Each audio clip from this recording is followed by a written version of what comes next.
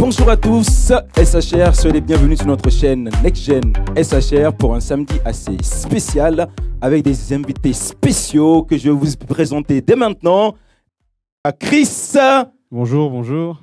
Et à Pierrette. Hello. Il y a Lohan. Bonjour tout le monde. Et il y a... Attendez, comment il s'appelle? C'est quoi ton prénom déjà? Il s'appelle Trésor. Trésor. Donc on va passer un moment ensemble. J'ai partagé la semaine dernière un enseignement qui s'appelle la pollution. On va essayer de rebondir sur ça pour parler un petit peu de leur vie dans le sens de la pollution. Et j'ai quelques questions à leur poser cet après-midi. Depuis quand êtes-vous chrétien? C'est une question simple. Pour moi, ça va faire 10 ans cette année-là, en octobre 2011. Ouais. D'accord, Pierrette. Pour ma part, c'est depuis, je dirais, mars 2015. D'accord, ça fait que 6 ans. Donc, lui vient de naître, donc... non, je rigole. Donc pour moi, ça fait... je suis arrivé en 2018, en février 2018. Donc ça fait 3 ans et quelques. D'accord. Et Trésor, lui, c'est un dinosaure, ça fait 20 ans qu'il est... Il veut le micro, en fait. Alors moi, c'était depuis janvier 2011. D'accord, donc ça fait 10 ans. Et donc, vous avez donné votre vie à Jésus. Oui, c'est Totalement. ça. Totalement. Oui, oui, oui. Est-ce qu'il y a eu un changement dans votre vie? Oui, beaucoup de changements, beaucoup. C'est-à-dire? Moi, quand je suis arrivé à l'église, j'avais quoi? J'avais 15 ans. J'avais 15 ans et moi, j'étais quelqu'un d'assez bizarre. C'est-à-dire que j'étais quelqu'un de très violent, dans la délinquance, la bagarre, décrochage scolaire. Explique. Parce que bon, la délinquance, ça ne veut rien dire. Nous, on aime bien les détails, Les termes. les termes. Et il ne faut parler pas en français, mais en vrai français. Non, c'est-à-dire que, pour résumer, quand je suis arrivé à l'église, déjà, il me semble en plus que j'avais pas d'école, parce que je venais juste de déménager. Et en fait, mon dossier il était très, très compliqué. Très, très compliqué. Parce que j'étais en sursis dans le collège où j'étais avant. Et dans le collège où je devais aller, on voulait pas de moi, en fait. On voulait pas de moi. Et du coup, ma mère m'avait menacé de m'envoyer au pays. Et oui, j'étais très violent, en fait. J'étais quelqu'un de très gentil. Mais qui, dès qu'on me cherchait un peu, je dérapais très vite.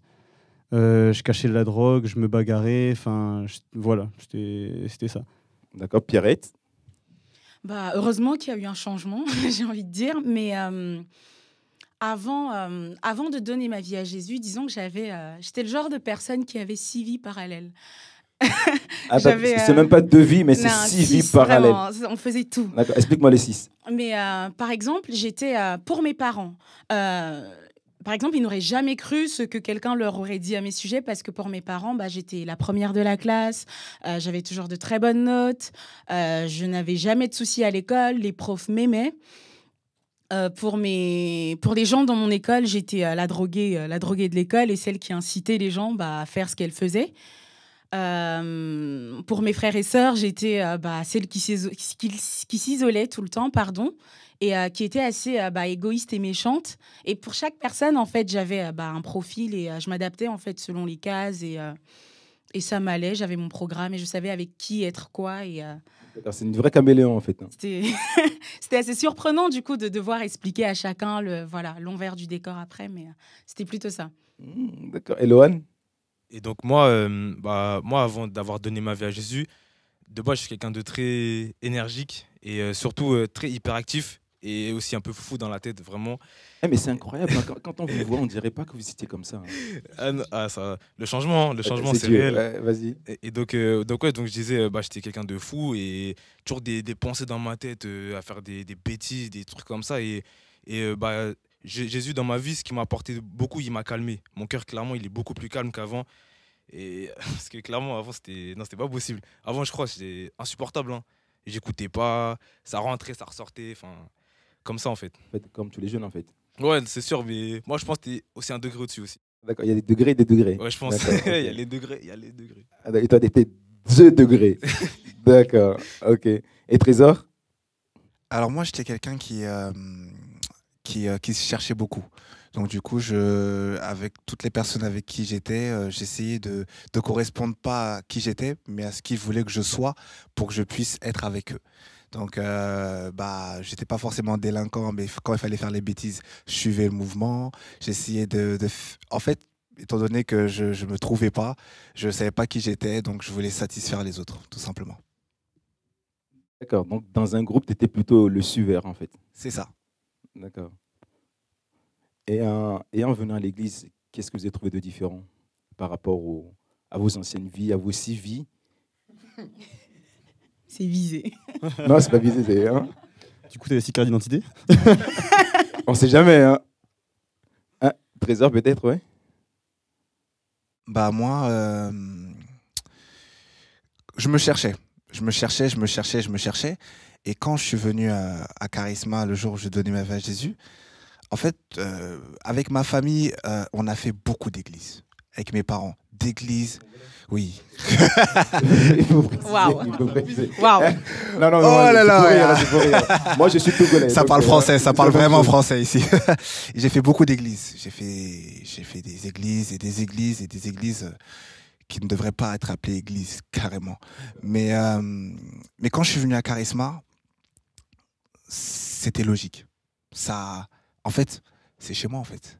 J'avais compris que, en fait, là où je suis venu, je vais m'épanouir et je me suis établi. Et voilà, Dieu maintenant a commencé à œuvrer en moi après ça. D'accord. Lohan?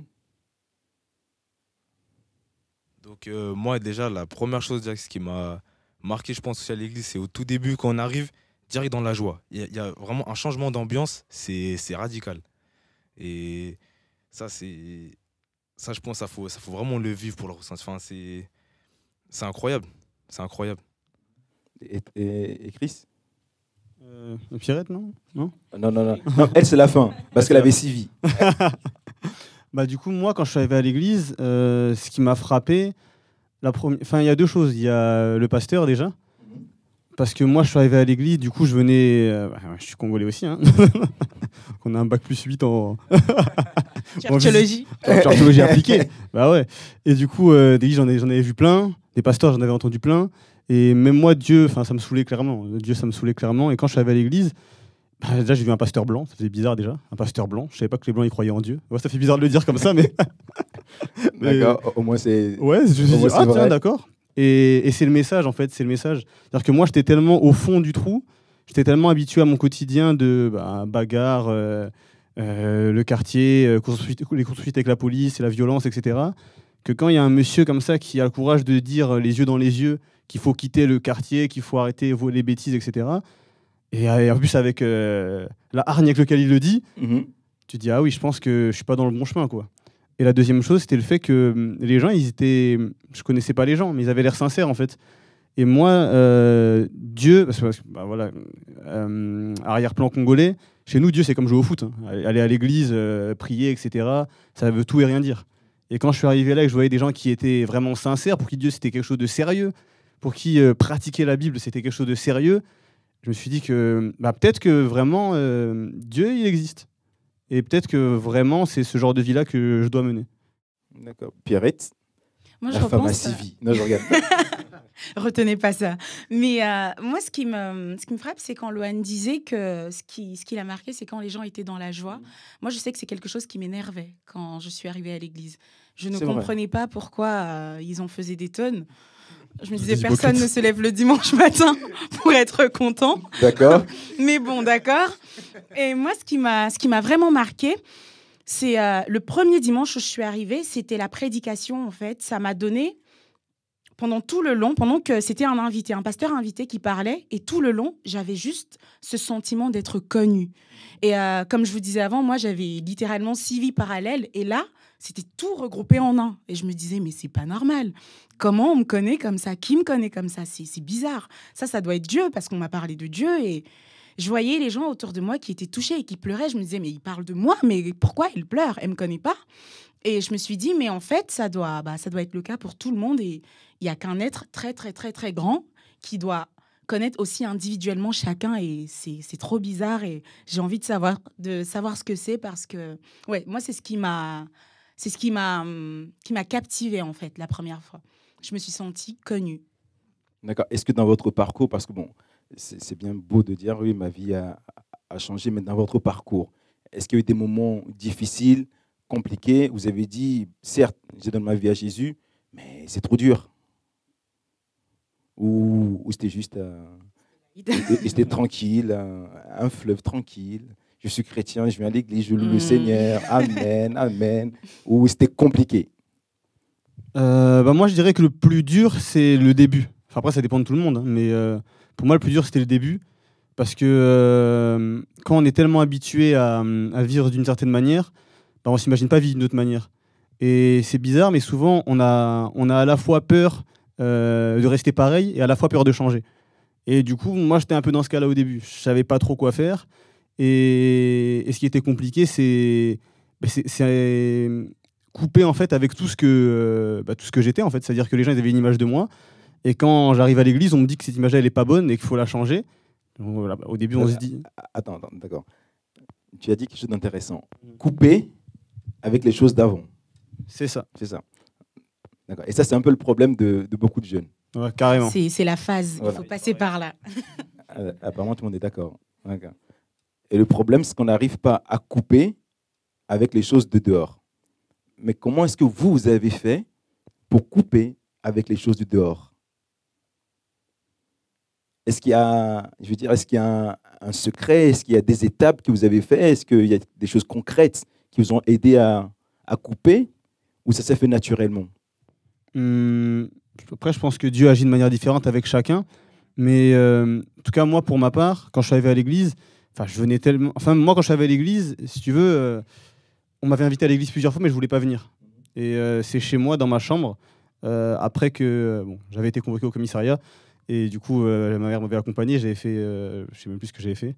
Mais bon, il y avait eu ça et on m'avait menacé de me renvoyer de l'école où je venais juste d'arriver. Et du coup, ça faisait un peu beaucoup à ce moment-là. Et en plus de ça, j'avais vu des nouvelles de mon père qui... C'était n'importe quoi.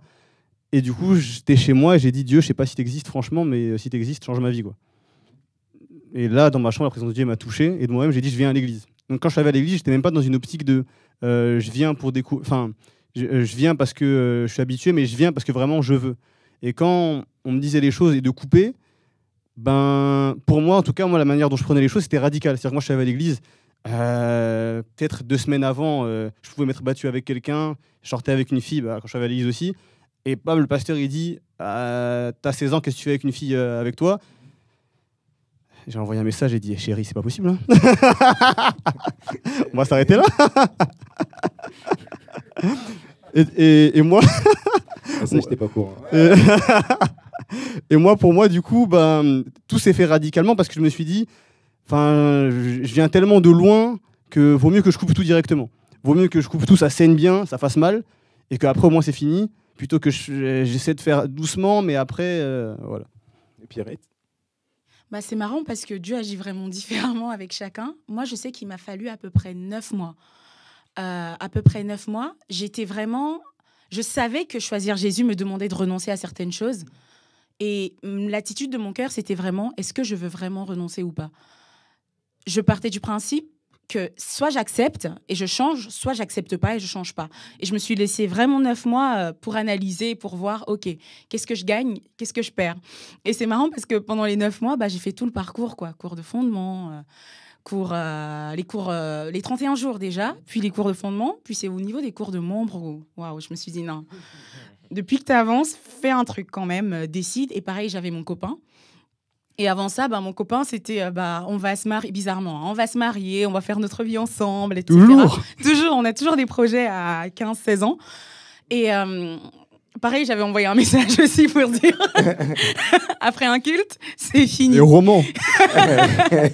Mais franchement, il m'a fallu 9 mois. Mais je sais qu'après ces 9 mois, je me suis dit, OK, vu que j'ai choisi Jésus, peu importe tout ce qui viendra devant, j'ai choisi et ça s'arrête. Mais c'était pas aussi radical que Chris, quoi.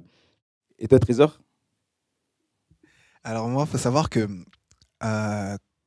très jeune, j'étais tellement distrait que quand tu me parlais, je t'écoutais, je te disais oui, mais je me faisais toute une vie dans ma tête que je t'écoutais pas. Donc ça veut dire qu'en fait, le jour où j'ai donné ma vie à Jésus, en fait, en janvier 2011, pendant tout le culte, j'écoute le pasteur parler et je suis là et je fais ma vie dans ma tête. Et le pasteur, il dit, venez devant. Je dis, bon, d'accord. Je me suis levé.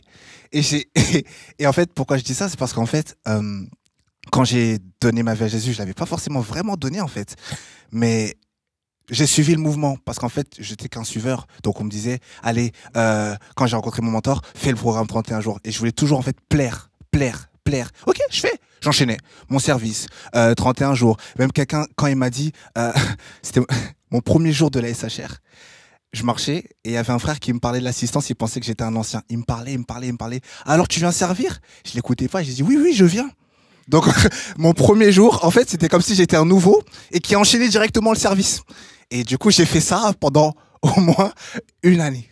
Pendant une année, je faisais que de suivre, parce que je voulais plaire, en fait. Je voulais vraiment plaire. Et mais indirectement, même si je suivais le courant, rester à l'église, venir à l'église, en fait, ça marquait. Donc, en fait, c'était pas... Il y avait son effet. Donc, culte après culte, parole après parole, moment de qualité après moment de qualité, un enseignement a fait qu'il y avait un déclic. C'était celui où tu disais ce que tu es, c'est ce que tu suis. Ce que tu es, c'est ce que tu suis. Et maintenant, la question que tu nous posais, tu nous regardais, tu disais, voilà, tu veux ressembler à qui? À l'époque, c'était Booba, Booba, La Fouine, tu veux ressembler à qui? Qui est ta référence qui fait que tu es qui tu es? Et à un moment donné, je me suis dit non. Ah non, là, il faut que je ressemble à Jésus. Et moi, en fait, pour ma part, c'était mon déclic. Et je me suis dit, c'est bon. Alors là, faut que je sois vrai avec toi, Seigneur. Et ça m'a pris quand même 1 an. Et j'ai redonné ma vie à Jésus, mais ça m'a pris quand même 1 an pour que je puisse prendre conscience qu'il fallait que je sois sérieux avec Dieu. Lohan? Alors moi, comme on a dit, Dieu il agit de différentes façons. Et moi aussi, c'est vrai que ça a pris du temps pour vraiment éliminer certaines choses. Et en fait, au début, j'ai pas cette conscience de il faut justement faire des sacrifices parce que Dieu l'a fait des sacrifices pour nous. Et moi, j'avais pas cette idée. Je me dis sacrifier des choses parce qu'en fait, j'étais tellement rempli des choses de ce monde que ça prend en fait. On veut, au fond, on veut changer, mais c'est pas vrai, c'est pas sincère, on veut pas vraiment changer. Il y avait tellement de choses. En plus, j'ai commencé les cours, j'ai enchaîné, et après les vacances sont arrivées. Je suis parti les 2 mois. Les vacances, hein, on va pas se mentir, les vacances. Ah non, j'aurais bien aimé. Non, même pas. Et après, au bout d'un moment, à la rentrée, c'est vrai que j'avais plus ce feu en fait du début. Et donc après, c'était compliqué, mais comme quoi, enfin, faut pas lâcher, il faut aller vraiment. En fait, il faut se donner la raison. Qu'est-ce que tu veux vraiment pour plus tard? Qu'est-ce que tu veux? Et en plus, moi aussi, j'étais comme ça. Moi, je priais et je veux pardon, excusez-moi. Je veux que Dieu me donne exactement tout. Enfin, quand je priais, je pensais le lendemain, ça allait être réalisé. Et j'étais comme ça. J'étais comme ça. Et c'est vrai, au début, on pense comme ça, enfin, pour certaines personnes. Mais moi, allez, je prie. Et après, il y avait des moments, oh Dieu, pourquoi tu m'as pas écouté? Enfin, je sais pas, mais je sais pas, peut-être faut mettre en mode beau gosse pour prier. Je sais pas. Ça se trouve, faut mettre du parfum. Faut les contours. Ouais, Les voilà. contours. Non, mais important. ça se trouve, faut les contours pour prier. Je sais pas. Mais non, voilà, j'étais pas dans cette optique. Faut avoir de la patience et surtout faut le vouloir. D'accord. Donc,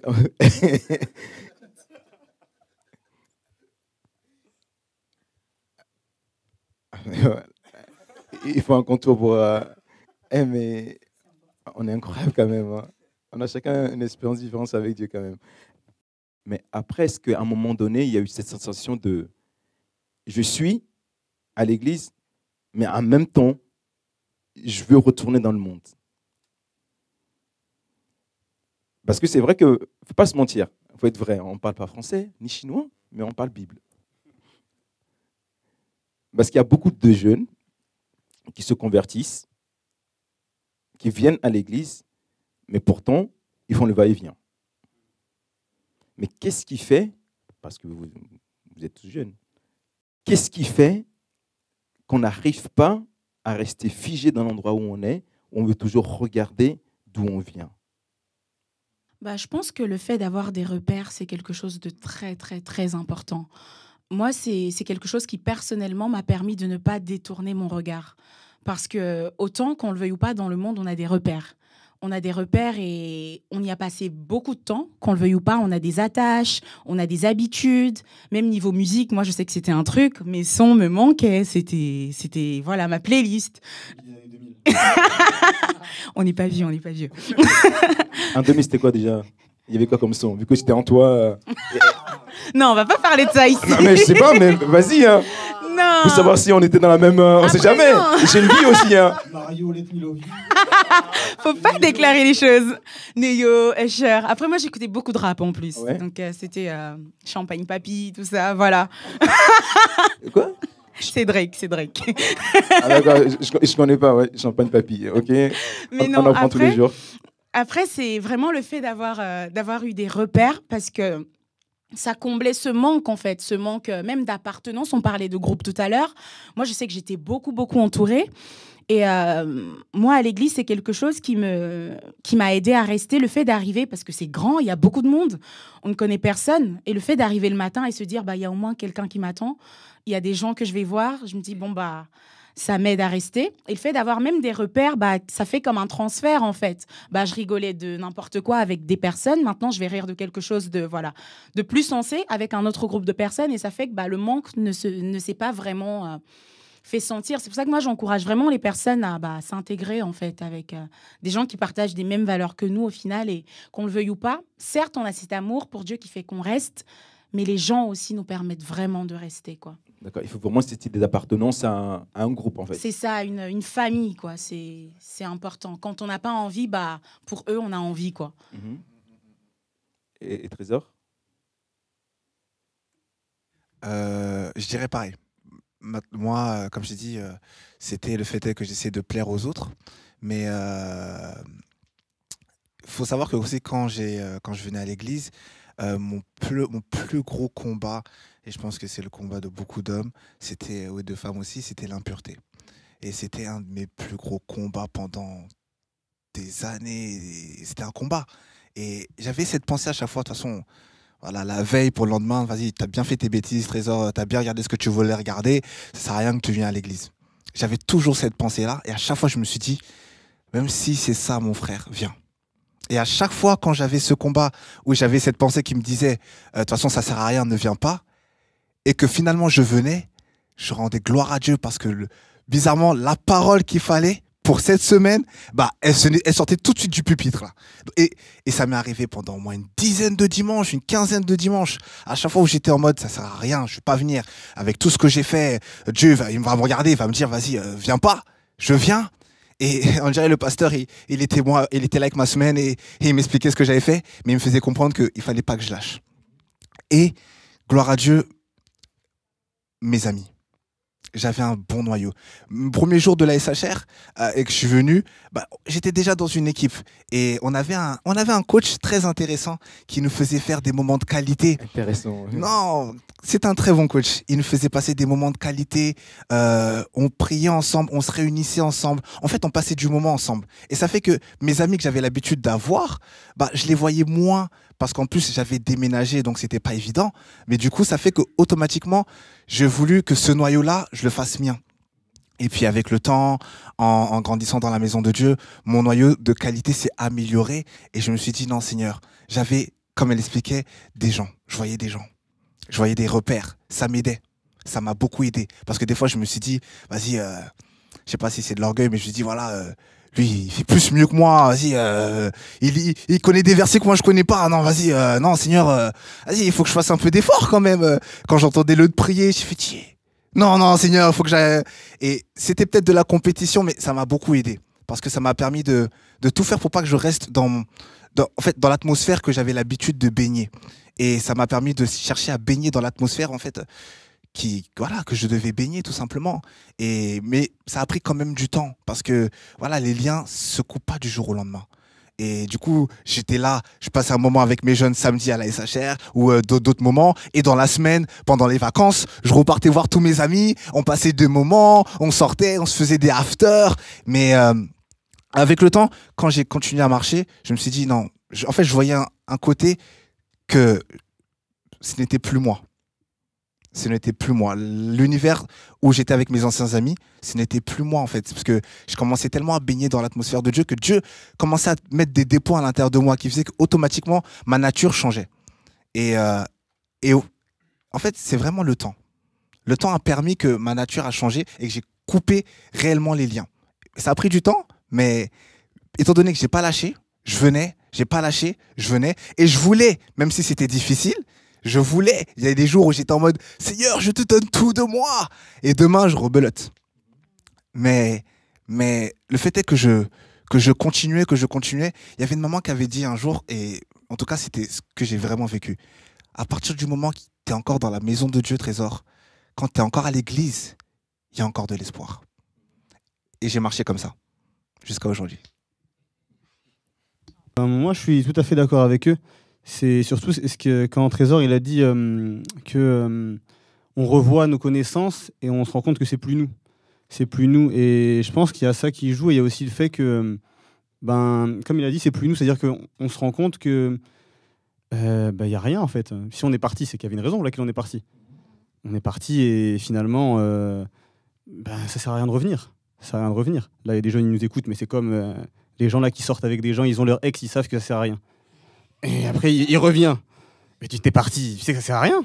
Tu laisses. Et c'est exactement la même chose. C'est exactement la même chose. Et moi, je me souviens d'un jour, après, je pense que c'était à peu près 6 ans après que j'ai donné ma vie à Jésus, j'ai revu certains de mes amis du collège, avec qui j'étais en 5e, avec qui j'ai fait beaucoup de bêtises d'ailleurs. Et d'ailleurs, c'était drôle parce que la première chose qu'un de mes potes m'avait dit, il m'a dit « Oh, Chris Mayanda, le gars qui balançait des chaises en cours d'SVT !» Ah ouais. Et moi, j'avais oublié ça. J'avais oublié ça, j'ai dit « Ah ouais, mince. Ah, je faisais ça quand même. » Parce que des fois, on oublie ce qu'on faisait avant. J'ai dit « Ah, d'accord. » Et on parle et tout. Alors toi, qu'est-ce que tu fais maintenant ? T'en as, il te dit on est là, dans le quartier. On vend, on est là. T'en as un autre qui te dit on travaille ici, on fait ça. Mais c'est la galère, quoi. Et il y a un de mes amis qui m'a dit quelque chose ça m'a vraiment touché. Il m'a dit mais tu sais, dans le groupe, toi, t'étais un des gars agités, hein. En plus, parce que du coup, moi, j'habitais dans 78. Et après, j'ai déménagé à Aulnay-sous-Bois, le 9-3. Et du coup, quand j'ai déménagé, ils ont tous dit... ma prof principale aussi, elle disait ça, elle disait « Ce jeune homme, il est tellement agité, et il est tellement complètement fou que s'il va à Aulnay-sous-Bois, il va finir en prison, ce garçon-là. » Parce que déjà, ici, il dérape, alors là-bas... Et du coup, ils m'ont dit « Mais nous, on se dit, t'allais finir en prison !» On se disait « Mais lui, c'est bon, déjà, il est fini. Il est fini, ce petit. » Et ils m'ont dit « Mais quand on te voit, il y a une paix que tu dégages, en fait. Enfin, tu dégages pas la même chose qu'avant. Il y a quelque chose que t'as, je saurais pas dire c'est quoi, mais il y a un truc, en fait. Et même là, ça me donne envie de te poser des questions. » Et du coup, je me suis dit, écoute, c'est Dieu. Mais comme on se connaît tous, je lui ai dit, tu sais, moi, il y a eu un moment, j'ai eu un déclic. Et cette vie-là que toi, tu as encore, ou que tous les gars avec qui on a grandi, disons, je me reconnais plus dedans, en fait. Et pour rien au monde, même si, peut-être de l'autre côté, c'est dur, je ne reviendrai jamais là. Voilà. Dans ton processus de changement, parfois on fait des va-et-vient. Mais est-ce que il y aurait eu des gens ou des choses qu'on aurait pu faire à ce moment-là pour t'aider justement à ne pas faire le va-et-vient? Ou bien la vie était faite comme ça, il fallait faire le va-et-vient. Tu vois ce que je veux dire? Ouais, je vois tout à fait. Et en fait, j'ai souri parce que justement, des fois, en tant que jeune, ou même en tant qu'humain, on se dit que s'il n'y avait pas eu ça, peut-être que j'aurais mieux fait. Ou si y avait eu ça, peut-être que j'aurais avancé plus vite. Et parfois, c'est juste qu'on avance à notre rythme, en fait. On disait tout à l'heure que Dieu agit de manière différente avec chacun d'entre nous. Moi, des fois, ça me saoulait parce que je trouvais que j'avançais pas assez vite. Et avec du recul, je me rends compte que non, heureusement que j'avançais pas assez vite, finalement. Parce qu'il y a des choses où j'aurais manqué de sagesse et d'intelligence. Par exemple, je me rappelle, zélé comme j'étais quand je suis allé à l'église, comme moi, j'avais quitté toute ma folie d'avant, le quartier, la violence, la bagarre, tout ça. Je me suis dit, maintenant, je vais être à fond avec Dieu, quoi. Donc je suis là, j'arrive un jour, je vais voir mon mentor, j'ai 15 ans à ce moment-là, je lui dis bon, je vais être leader de GF. Il m'a regardé, il m'a dit qu'est-ce que tu racontes? J'ai dit bah si, je vais être leader de GF. J'ai fait mes cours de fondement, là, j'ai fait mes cours des membres et tout, là, j'ai fait mes cours de leader. Et il m'a dit va à l'école. Va à l'école. Sois premier de ta classe, et si t'es premier de ta classe, tu pourras faire tes cours de leader. Je suis devenu premier de ma classe. Ah bah c'est bien. Et du coup, j'ai fait mes cours de leader. Mais en fait, quand il m'a dit ça, avec du recul, je le remercie parce qu'en fait, à ce moment-là, je calculais pas l'école.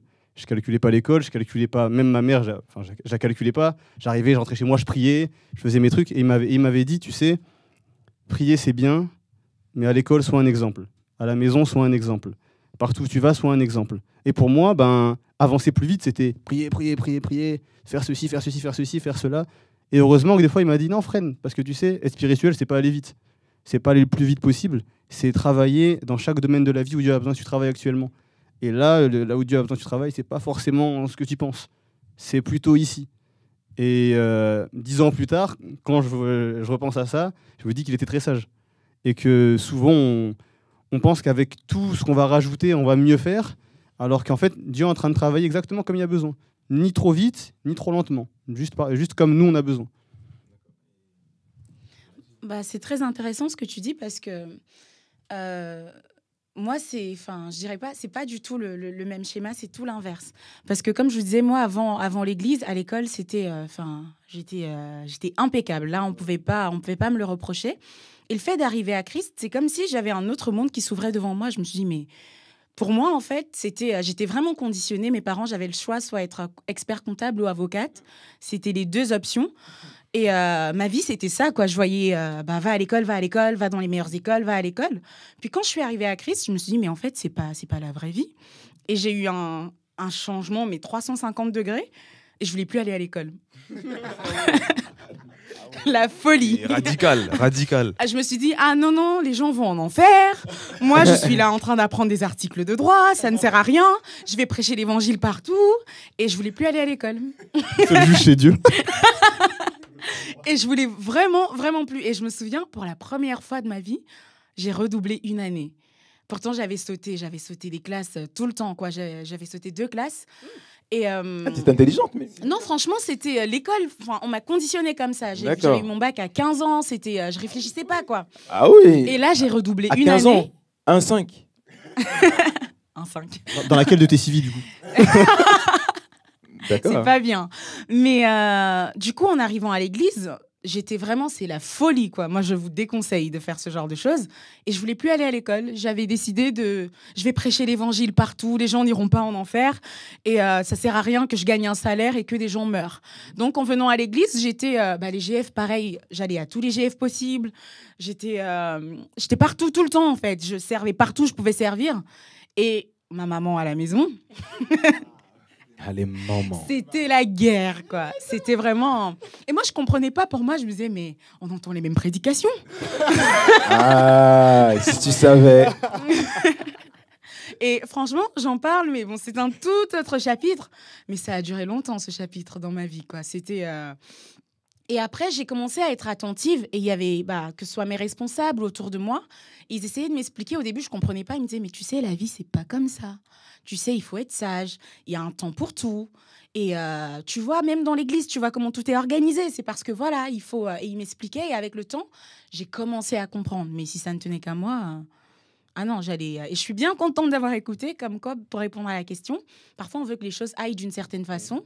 Mais gloire à Dieu, on est souvent empêché de faire ce qu'on a envie de faire. Et il y a un cadre, quoi. Et c'est bon d'écouter. C'est bon d'écouter. Je suis bien contente d'avoir écouté et d'être allée à l'école, quand même. Trésor. C'est ni l'un ni l'autre. Je n'étais pas le meilleur à l'école. J'ai pas voulu être le meilleur après. J'étais... Même au jour d'aujourd'hui, t'as pas envie. Si je peux parler français. Quand je suis arrivé à l'église, voilà, je m'étais donné une autre cause. Du coup, je me suis dit, bon, l'école, voilà, c'était pas trop ça. Donc, ma cause, c'est le Seigneur. Donc, j'étais à fond dedans. Et avec le recul, peut-être que... Sûrement, il y a plein de choses que j'aurais pu modifier, que j'aurais voulu faire différemment. Énormément. En cadre scolaire, etc. Mais tellement de choses. Maintenant, comment dire ça comme ça allez, en 10 ans, les 4-5 dernières années, avec le recul, en fait, je sais pas, hein, mais moi, ce qui m'a permis de peser le pour et le contre, je me suis dit, Seigneur, ah ouais, dans ma folie, tu étais quand même avec moi en fait. Et du coup, je me suis dit, bon, Trésor, allez, sois vraiment sérieux, fais la différence. L'école, rattrape-toi, travaille, rattrape-toi, à la maison, fais le nécessaire, sois un exemple dans tous les domaines. Parce que des fois, on est dans une bulle et on pense qu'on fait bien. On pense qu'on fait bien parce que, surtout que moi, dans ma famille, il n'y avait que moi qui venais à l'église. Donc, du coup, toi, au moins, ta maman écoutait un peu ce que tu dis, les mêmes prédications. Mais moi, à un moment donné, ma mère venait, mais après, elle venait plus. Donc, du coup, pour moi, c'était deux mondes différents. C'était deux mondes différents. Donc, je venais à l'église, j'avais l'atmosphère de l'église. Et quand je venais à la maison, je me suis dit, waouh, mais qu'est-ce qui m'a fait que finalement, j'ai eu des. Enfin, comment dire ça comme ça? Je me suis dit, bon, bah écoute, Trésor, lâche pas. Bah, voilà. C'est avec le temps, Dieu a fait quelque chose. Et je me suis réveillé, je me suis dit, pourquoi t'as fait ça? Mais qu'est-ce qui t'est passé par la tête? Pourquoi t'as fait tout ça? Et bon, je sais pas si je peux dire ça comme ça, mais j'étais déçu de moi dans plusieurs aspects, parce que je me suis clairement dit vraiment que j'aurais pu mieux faire dans ma marche avec Dieu. Mais avec le recul, je me suis dit, bah écoute, si t'as pas... En fait, tant que tu as encore le souffle de vie, Tu peux te. Ouais. exactement. Donc du coup, bah maintenant j'ai repris voilà tout ce que j'avais besoin de reprendre et j'ai fait les choses correctement. Et là jusqu'à aujourd'hui, je continue à faire les choses correctement. J'essaye de faire les choses correctement. Ah là, bah, ça a un peu quasiment tout dit. Ah, ils ont tout dit, Ça va être dur, mais ouais, moi, c'est à peu près aussi la même chose. Enfin, moi, bon, comment dire ça? Bah, en fait, moi, c'était pareil. Enfin, moi, j'étais pas aussi Enfin, j'étais pas un bon élève et je voulais pas non plus être le premier de la classe. Et depuis toujours, c'est vrai que ma mère m'a toujours tiré. Elle m'a dit, tu sais que tu peux mieux faire, tu peux mieux faire. Et d'ailleurs, grâce à elle, j'ai pas redoublé parce qu'il voulait me faire redoubler. Et j'ai pas redoublé parce que j'ai des capacités, mais c'est vrai que je suis un grand flemmard. Hein, vraiment, la flemme. On rentre des cours, on est fatigué. Non, c'est bon, c'est bon, c'est bon. Ouais, mais après, c'est vrai qu'en plus, bah, à ce moment-là où j'ai donné ma vie, bah, j'avais le bac. J'avais le bac. Et clairement, heureusement, j'ai donné à ce moment-là parce que je pense que ça m'a réveillé. Et clairement, ça dit, mais tu fais quoi ici? On m'a mis une baffe. Et clairement, au début, je ne me rendais pas compte, mais quand on a été à la remise des bulletins, les professeurs ils m'ont dit clairement, Lohan, il a pris en maturité. Et vraiment, j'ai halluciné. On me dit ça, un professeur qui me dit ça, alors qu'en général, on entend toujours bavardage, non, il fait pas ce qu'il faut, non, non, non, il est avec telle personne. Là, j'ai entendu, Lohan, il a fait preuve de maturité et ça se voit dans son bulletin et dans son comportement aussi. Et je me dis, wow, c'est. Ah, tu t'es dit, ah là, c'est bon, quoi. Ah là là, je me dis, ah, pour une fois, il y aura pas de claque après. En sortant de la salle, il y aura pas de claque. Donc ça va, je suis content. Mais en tout cas, après, non, en vrai, ça fait du bien. Ça fait du bien après. Ça fait vraiment, vraiment du bien. Même les parents, quand on voit, ils sont contents. Et ce qu'ils disent, ce qu'ils veulent nous donner comme éducation, ça paye en fait. Vraiment, et c'est pour ça, bah, comme dit Dieu dans la Bible, il faut honorer les parents. Et ça, est-ce que je vais faire ça toute ma vie? Encore 2 questions et on a fini. Quelle est la bonne action ou chose que tu as fait dont tu es plus fier? Appel à un ami. C'est le Joker. Est-ce qu'il y a quelque chose dans ton parcours où ça peut être une ou deux choses que tu as fait dont tu es fier? Honneur aux dames. Ah, honneur aux dames parce qu'il ne trouve pas la réponse, c'est ça. Et il n'a pas la réponse. Il n'a pas la réponse. Il n'a pas la réponse, c'est pour ça. Ouais, moi, il y a une chose, c'est parce que moi, je suis l'aîné dans ma famille. Et du coup, j'ai que des sœurs. Vie compliquée. Et, Tout à fait. Ouais. et du coup, quand mes parents sont séparés, j'ai beaucoup été derrière mes petites sœurs. Et les 2 dernières, c'est des jumelles. Là, elles vont avoir 16 ans bientôt, mais à l'époque, c'était en maternelle. Et donc, depuis qu'ils sont séparés, mes parents, j'ai toujours été beaucoup derrière mes sœurs. Et encore plus les jumelles, du coup. Et aujourd'hui, elles sont chrétiennes. Elles prient, elles lisent leur Bible, et elles me disent, tu sais, il y a ça, il y a ça, il y a ça. Et je suis vraiment content quand je vois comment elles sont devenues. Et en fait, il y a quelque chose qui m'a frappé un jour. Un jour, j'allais les chercher comme ça à l'école, et c'était le jour de la fête des pères, en fait. C'est le jour de la fête des pères, et elles sont arrivées comme ça. Donc, j'allais les chercher. Moi, j'étais au collège ou lycée. Et c'était peu de temps après que je donnais ma vie à Jésus. Donc, du coup, il y avait eu un gros changement dans ma relation avec elles. Et elles sont arrivées et tout. Elles m'ont dit, tu sais, aujourd'hui, c'est la fête des pères, et donc on a fait des choses. parce que comme on n'a pas de papa, ben, c'est un peu toi notre papa, alors tiens. Et quand même on dit ça, sur le coup, j'ai rien dit. Et franchement, j'avais envie de pleurer en fait ce jour-là. Et ils m'ont donné je me rappelle, c'était des pots qu'ils avaient fait à l'école comme ça. J'ai mis ça dans ma chambre. Et moi, je suis allé dans ma chambre après et j'ai pleuré, mais j'ai beaucoup pleuré. Et j'ai prié, j'ai dit, Seigneur, franchement, je suis pas un super chrétien, j'ai juste donné ma vie à Jésus, je te connais pas du tout, mais s'il y a une chose que j'aimerais, c'est que tu puisses au moins m'utiliser pour accompagner les petites sœurs, quoi. Les accompagner parce que moi, je suis qu'un enfant et bon, il y a beaucoup de responsabilités qui commencent à tomber sur mes épaules. Et au moins celle-ci, j'aimerais pouvoir l'honorer, quoi. Au moins celle-ci, j'aimerais pouvoir l'honorer. Et quand je les vois aujourd'hui et quand je vois ce qu'elles sont en train de devenir, et surtout que je vois qu'elles craignent Dieu et servent Dieu et veulent vraiment Dieu, et, ben, j'en suis vraiment fier, en fait, vraiment. C'est bien. Bah, j'ai envie de te plagier, du coup. Non, j'avais deux choses en tête. J'allais dire mes sœurs aussi, parce que j'ai 2 petites sœurs également. Et j'ai un grand frère, mais il n'était pas physiquement avec nous. Donc, mes sœurs, en fait, j'étais toujours, même en étant avant, bah, elles faisaient tout ce que je faisais. Elles écoutaient du champagne papy avec moi aussi. Elles avaient, allez, 2-3 ans, quoi. Et elles disaient oui, elles répétaient oui. On a dit qu'on parlait français. Bah, tous les gros mots que je disais, elles répétaient. C'était vraiment, voilà. Elles suivaient vraiment mon image. Et quand je suis arrivée à Christ, c'est un paramètre que j'avais pas en tête parce que je me voyais moi. Puis j'ai regardé derrière moi et je me suis dit, mais en fait, bah, ce serait bien que ça suive aussi. Et j'ai essayé au départ par moi-même. Je me suis dit, ah non, personne ne va en faire dans cette maison. Et ça n'a pas donné le résultat que je voulais. Mais par la grâce de Dieu, depuis 2 ans à peu près, par elles-mêmes, bah, elles me parlent ouvertement. Elles ont accepté Jésus dans leur vie. Elles s'impliquent dans l'église. Elles sont là, en fait. Elles sont présentes et elles me disent, bah, on est content que tu aies été là, en fait, parce qu'en te regardant, bah, on a voulu faire comme toi parce que bah, ça marche chez toi et je sais pas, tu as l'air bien et on veut être comme ça aussi. Je me dis, bah, ça, c'est touchant parce que je les ai emmenés de l'autre côté. Donc, c'est bien qu'elles suivent aussi du bon côté. Et la deuxième chose, je ne sais pas si c'est moi qui l'ai faite, mais une des choses dont je suis le plus fière, c'est que mon cœur réponde toujours. Moi, c'est une de mes... je sais pas si c'est le terme adapté, mais c'est une de mes angoisses, entre guillemets. C'est pas le bon terme, hein, mais... Si j'ai une peur, moi, dans ma vie, c'est que mon cœur ne réponde plus.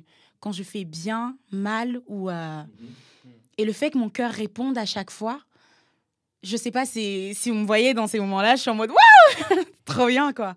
Mais le fait que mon cœur réponde toujours, c'est une des choses dont je suis le plus contente. C'est simple mais puissant. Trésor. Il y a aussi 2 choses. L'une d'elles... je suis content de le dire. En ce moment, je le dis beaucoup à les gens qui m'entourent. Ça fait 10 ans que je suis à l'église. Il faut savoir que, comme je vous l'ai dit, dans ma famille, on a fait d'église en église, d'église en église, d'église en église. Et je suis tellement content que moi, je sois stable quelque part. C'est une fierté parce que quand je vois, j'aime beaucoup ma famille, mais quand je vois la direction que ça prenait spirituellement, je me dis qu'il y a au moins quelqu'un dans tout ça qui essaie d'être fixe dans un endroit. Et la deuxième chose, que Dieu m'ait utilisé pour que certaines personnes dans leur vie soient changées ou qui viennent à Christ. Parce que quand je marche à l'église et que je me dis, waouh, Dieu, tu m'as utilisé pour cette personne qui aujourd'hui bénit tellement de gens par son service ou autre, je me dis, Seigneur Dieu, tu m'as... Oui, c'est Dieu, mais je me dis, non, Seigneur Dieu, tu m'as utilisé moi. Et tu m'as utilisé moi parce qu'à une saison de ma vie, je voulais te servir. Et je veux toujours te servir. Et ça me rend fier. Parce que moi qui voulais suivre les gens, maintenant je veux suivre Dieu. Et il y a des gens, il y a un jeune et une maman, ils m'ont dit une chose, ça m'a fait mal au cœur positivement. C'était que Trésor, par exemple, si toi, tu quittes l'église, on va pas quitter l'église, hein, mais pendant 1 semaine, on va se sentir mal. Et je me suis dit, ah ouais, Seigneur, j'ai une pression là. Mais je me dis, mais en fait, ça veut dire que tu m'as utilisé et j'ai assez bien travaillé. Et ça m'a fait plaisir que je me dis qu'un travail que tu m'as assez confié en tant que coach, en tant que frère, en tant qu'ami, que j'ai réussi à assez bien le faire quand même. Et ça me rend fier. Et la dernière question, vous êtes assez posé dans votre vie, n'est-ce pas, hein? Assez posé. quel conseil vous donnerez aux ados qui sont passés, ou qui sont en train de passer un peu par votre parcours? Est-ce qu'il y a un conseil que vous leur donnerez qui puisse les fortifier, les aider dans leur marche aussi pareillement?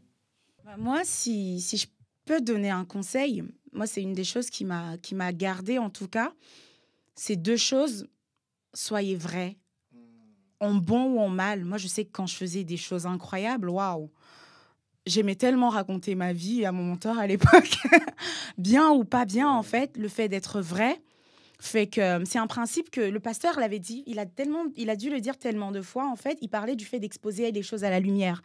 Et à la SHR aussi, ça revenait en fait le fait de mettre les choses à la lumière en fait. Et ce principe, je l'ai gardé dès le début. Je me suis dit, toute chose que je mets à la lumière, honte ou pas honte, c'est pas mon problème. Mais le diable là, je suis pas dans sa juridiction, donc c'est une des choses que je vous conseille vraiment. Soyez vrai et trouvez un coach, quelqu'un, je sais pas, mais une personne en fait avec qui vous pourrez être vrai pour que vous n'ayez pas d'accusation ou de. Et deuxième chose, écoutez quoi. Écoutez, ça fait gagner du temps, ça fait gagner ça fait éviter des blessures, mais écoutez. Chris? Elle a spoilé. Hein. Elle a spoilé. D'accord. Elle a spoilé. D'accord. Donc, soyez vrais, écoutez, et comme ça fait gagner du temps, n'est-ce pas? Donc, c'est le mot de la fin. Merci de nous avoir suivis. Donc, n'hésitez pas dans les commentaires s'il y a des questions. On va peut-être continuer à faire des choses comme ça pour un peu aider nos ados à grandir dans le Seigneur. En tout cas, n'hésitez pas, nous sommes à votre disposition. S'il y a des questions, ils sont là, vos coachs, sauf lui, là, qui est un intrus jaune. En tout cas, on est là pour vous servir. Bonne soirée à tous et à la prochaine. Bye. Ciao.